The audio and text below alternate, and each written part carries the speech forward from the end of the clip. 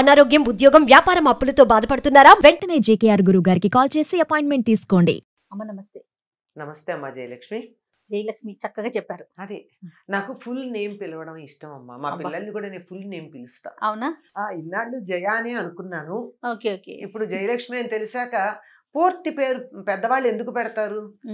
ఒక ఉద్దేశంతో పెడతారు. పూర్తి పేరుతో పిలిస్తేనే ఆ పేరుకి అందం. అబ్బా వింటానికి భలే ఆనందంగా ఉంది. అందరూ జయానే అంటారు తప్ప జయలక్ష్మి అంటారమ్మా. నేను చక్కగా జయలక్ష్మి అంట. ఇవాళ Okay. నుంచి జయలక్ష్మి అనే పిలుస్తా. ఓకే. మీరు జయలక్ష్మి అన్నారు కదా, ఉమ్. సో అందులో నుంచి ఒక టాపిక్ తీసుకుంటున్నాను చూడండి. తీసుకోండి అమ్మా. లక్ష్మీదేవి స్థిరంగా ఉండాలంటే ఏం చేయాలి? అది ఎంత బాగా అడిగారమ్మా. లక్ష్మీదేవికి చెంచల అని పేరు. చెంచలాయ నమః పాదవ పూజయామి, చపలాయ నమః జానుని పూజయామి అని ఆవిడ పూజిస్తాం. ఆవిడ చెంచలగా ఉండడమే సరైనటువంటి లక్షణం లక్ష్మికి. అంటే స్థిరంగా ఉండకపోవడమే. స్థిరంగా ఉంటే ఏమవుతుందమ్మా? కదలకుండా ఉంటే స్టాగ్నేట్ అవుతుంది, మురిగిపోతుంది. ఓ ఇప్పుడు అక్కడ ఉంది మనకి స్విస్ బ్యాంక్ లో మన వాళ్ళకి చాలా మందికి డబ్బు ఉంది. ఏమైంది? అలానే ఉంది. ఎవరికి ఉపయోగపడింది?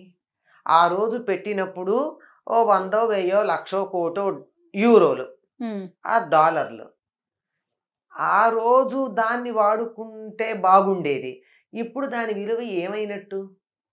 ఏదో యూరో విలువ పెరిగింది అంటారేమో, కానీ ఆ రోజు బంగారం కొనుక్కుని ఉంటే నాకు ఇంత విలువ వచ్చి ఉండేది. ఇవాళ అంతే ఉంటే ఏం పెరిగింది? ఆ రోజు నేను పొలం కొనుక్కుని ఉంటే బొళ్ళు తిని ఉండేదాన్ని, 10 మందికి పెట్టేదాన్ని. దానివల్ల ఇప్పుడు నాకేమిటి లాభం? కనుక ఏదైనా సరే చెంచలగా ఉండడం అన్నది లక్ష్మి యొక్క లక్షణం. సో స్థిరంగా ఉండాలని కోరుకోవద్దంటారా? స్థిరంగా మన ఇంట్లో ఉండాలి, కానీ చంచలమైన స్థిరత్వం ఉండాలి. ఆవిడ కదురుతుంది. అది ఎలా ఉండాలో చెప్తున్నాను. ఇంగ్లీష్లో కూడా కరెన్సీ అంటాం. కరెన్సీ అంటే ఏమిటి అర్థం? కరెంట్, ప్రవాహశీలము. ప్రవహిస్తుంటేనే దానికి విలువ. కదలాలంటే ఎప్పుడు కదులుతుందమ్మా? వెళ్ళిపోవడం కాదు కదా, వస్తూ ఉంటుంది, పెడుతూ ఉంటుంది, వస్తూ ఉంటుంది, పెడుతూ ఉంటుంది. ఓహో. నీళ్లు అలా ప్రవహిస్తూ ఉంటే స్వచ్ఛంగా ఉంటాయి, ప్రవహించకపోతే వాసన వస్తాయి. నీరు స్వచ్ఛంగా ఉండడానికి ప్రవాహం ఎంత అవసరమో, ధనం కూడా దాని విలువ కలిగి ఉండడానికి అది ప్రవహిస్తూ ఉండాలి, వస్తూ ఉండాలి. ఇక్కడ ఉండకూడదు, మళ్ళీ అది వెళ్ళి రీజనరేట్ అవుతూ ఉండాలి. సరే, వస్తూ ఉండాలంటే ఏం చేయాలో చెప్పండి. అది మీరు అట్లా అడిగారు, అది బాగుంది. ఎందుకంటే లక్ష్మి తాను ఉంటాను అని చెప్పినటువంటి ప్రదేశాలు కొన్ని ఉన్నాయి తన స్థానాలుగా. పసుపు, పువ్వులు, ఏనుగు యొక్క కుంభస్థలం లక్ష్మీప్రదం అంటారు దాన్ని చూస్తే. అంటే ఇంట్లో పెట్టుకుంటే కాదు సుమా, చూస్తే లక్ష్మీ కళగా కనిపిస్తూ ఉంటుంది. అట్లా చెప్పినటువంటి ప్రదేశాల్లో దీపము ఇలాంటివి, అలాంటి వాటిల్లో ఆవిడ ఇంకా ఇష్టంగా వచ్చి కాసేపు కూర్చోవాలి కదా. అలా కూర్చోవాలంటే ఆవిడ కూర్చునే చోటు ఇవ్వాలి కదా. మనం కూర్చునే చోట అక్కడ చెత్త వేస్తే నేనే కూర్చోను, మీరు కూర్చోరు, ఎవరు కూర్చుంటారు? ఎవరు కూర్చోరు కదా. కనుక ఆవిడ వచ్చి కూర్చోవాలంటే సరైనటువంటి స్థలం ఉండాలి, శుభ్రంగా ఉండాలి, శుచిగా ఉండాలి. శుచి, శుభ్రత అని 2 ఉన్నాయి. ఆ 2 ఉంటే లక్ష్మీదేవి ఉంటుంది.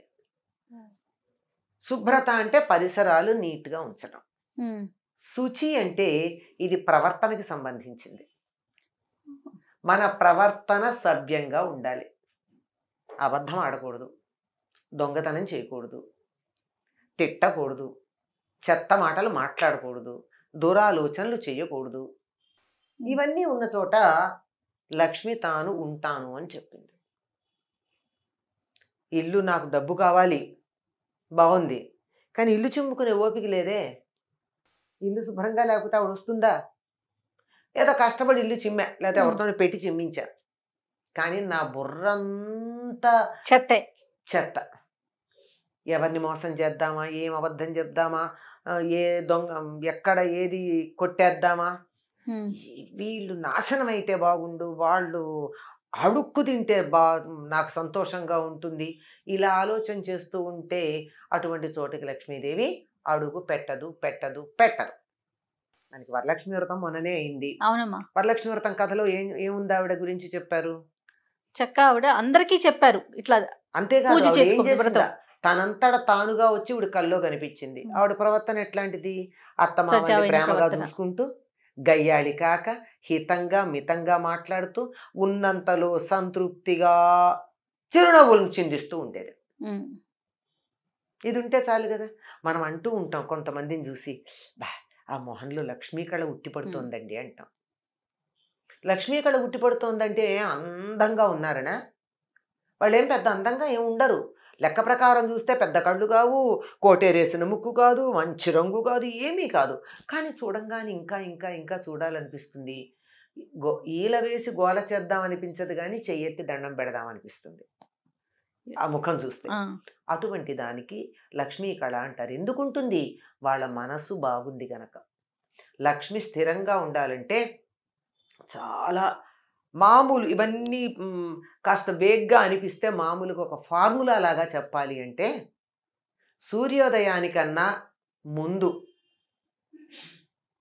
గుమ్మంలో ముగ్గేసుకుని ఇళ్ళు చిమ్ముకుని ఇంట్లో అందరూ స్నానం చేసి ఉంటే ఆ ఇంటికి లక్ష్మి వస్తుంది. ఆలోచించండి ఎంతమందికి వీలవుతుందో అది. సూర్యోదయం తర్వాత మంచాల మీద మనుషులు కనపడితే, ఇప్పుడు మన పని లేదులే ఇక్కడ అని అలా ఆవిడ వెళ్ళిపోతుందట, గుమ్మం దాకా వచ్చి కూడా. ఆ లోపలే అందరూ మెలకువ తెచ్చుకోవాలి.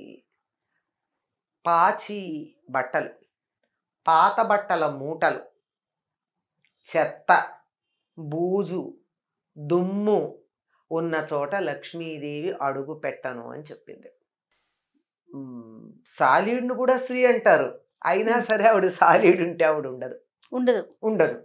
బూజులు వేలాడుతున్న ఇంట్లో, పాచి ఉన్న ఇంట్లో ఉండదు. స్పష్టంగా చెప్తుంది. విప్పిన బట్టలు దరిద్ర హేతువులు. మనకి ఒక జానపద గేయం ఉంటుందమ్మా, ఇంట్లో ఆడవాళ్ళు పాడుకుంటారు, ఆడవాళ్ళు పాడేదే. లక్ష్మీ జ్యేష్ఠ సంవాదం అది. అక్క చెల్లెలు. ధర్మరాజు యూదంలో ఓడిపోయాడు, అరణ్యవాసానికి వెళ్ళాలి, సంపదలన్నీ వదిలేసి అంటే జ్యేష్ఠాదేవి బాధపడుతుంది. ఆయన దగ్గరికి ఎట్లా వెడతాను, నేను వెళ్ళగలిగిన లక్షణం ఒక్కటి లేదు ఆయన దగ్గర ఉంటుంది జ్యేష్ఠాదేవి. కట్టి విప్పిన బట్ట కట్టడే రాజు, ఆడి విడిచిన నీరు ఆడడే రాజు. ఎట్లా పెడతానమ్మా నేను? ఒకసారి కట్టుకున్న బట్ట మళ్ళీ కట్టుకోడు, ఆయన దగ్గరికి ఎట్లా పెడతాను? ఒకసారి కట్టుకుని విప్పిన బట్ట దాంట్లో జ్యేష్ఠాదేవి ఉంటుంది, అంటే మలినం ఉంటుంది కదా. అవును. అందుకని ఆయన ఎప్పుడు అట్లా ఉండడుగా, శుచిగా ఉంటాడు కదా, నేను ఎలా పెడతాను ఆయన దగ్గరికి? ఆడి విడిచిన నీరు ఆడడే రాజు. ఒకళ్ళు స్నానం చేసి వదిలిపెట్టిన నీళ్లు మళ్ళీ స్నానం చేయడం అంటే, మన వాళ్ళు మీకు గుర్తుందో లేదో ఇంట్లో చెప్తారు, ఒక పూర్వకాలం 10 మంది ఉన్న కుటుంబాల్లో ఒకళ్ళ తర్వాత ఒకళ్ళు స్నానాలు చేస్తూ ఉంటే, ఒకళ్ళు స్నానం చేశాక మిగిలిన నీళ్లు పారబోసేస్తారు తప్ప అందులో ఇంకోళ్ళు ఉన్నాయి కదా అని వాడరు. ఒకళ్ళు స్నానం చేసి వదిలిన నీళ్ళని ఇంకోళ్ళు స్నానం చేయకూడదు, అది దరిద్రం. ఇలాంటివి ఏవైతే ఉన్నాయో ఇవన్నీ చాలా చెప్తాయి. చేటలో పళ్ళను చెరపడే రాజు, ఇలాంటివి చెప్తుందంటే. అంటే పాపం లక్ష్మీదేవి కూడా ఉంటుంది, నిజమే మరి నేను మాత్రం వదిలిపెట్టి ఎట్లా పెడతాను ఈ లక్షణాలు ఉన్నవాడిని అని లక్ష్మీదేవి అంటుంది. సో తాను వెళ్తాను అంటుంది. ఈవిడేమో నేను ఆయన్ని వదలలేనంటుంది. వీళ్ళు జ్యేష్ఠాదేవి ఉంటే ఆయన దగ్గరికి నేను వెళ్ళలేను, ఒక్క లక్షణం కూడా లేదు నేను వెళ్ళాలంటే అని ఆవిడ అంటుంది. ఇవి లక్ష్మీదేవి ఉండాలి అంటే అంటే మొట్టమొదట ఇంటిని, ఒంటిని, బుద్ధిని శుచిగా పెట్టుకుని సత్ప్రవర్తన కలిగి ఉంటే లక్ష్మి అంటే కరెన్సీ ఏమో తెలియదు కానీ అన్ని లక్ష్ములు ఉంటాయి. ఆరోగ్య లక్ష్మి, సంతాన లక్ష్మి. సంతాన లక్ష్మి అంటే 10 మంది సంతానం కాదు, ఉన్న సంతానం సంపదలాగా ఉండడం. 4 కొడుకులు 4 దేశాల్లో ఉండి ఎవరో ఈడ్చి పారేసే పరిస్థితి ఉంటే సంతాన లక్ష్మి ఉన్నట్ట కాదు కదా. అవునమ్మా, సంతానం వేరు, సంతాన లక్ష్మి వేరు. లక్ష్మి వేరు కదా. ఇలా అన్నీ కూడా లక్ష్ములు ఏది మనం కావాలని కోరుకుంటామో అటువంటి సంపదలన్నీ ఇటువంటి సత్ప్రవర్తన కలిగినటువంటి చోట ఉంటాయి. మరి లక్ష్మి కావాలంటే ఎట్లా ఉండాలి? ఖచ్చితంగా శుచిగా శుభ్రంగా ఉండాలి, నోరు కూడా బాగుండాలి. అది మనుషులమే కాదు నోరు కూడా. నోరు బాగుండాలి, మంచి మాటలు రావాలి నోట్లో నుంచి. అద్భుతం అమ్మా. Thank you. నమస్తే. నమస్తే అమ్మా.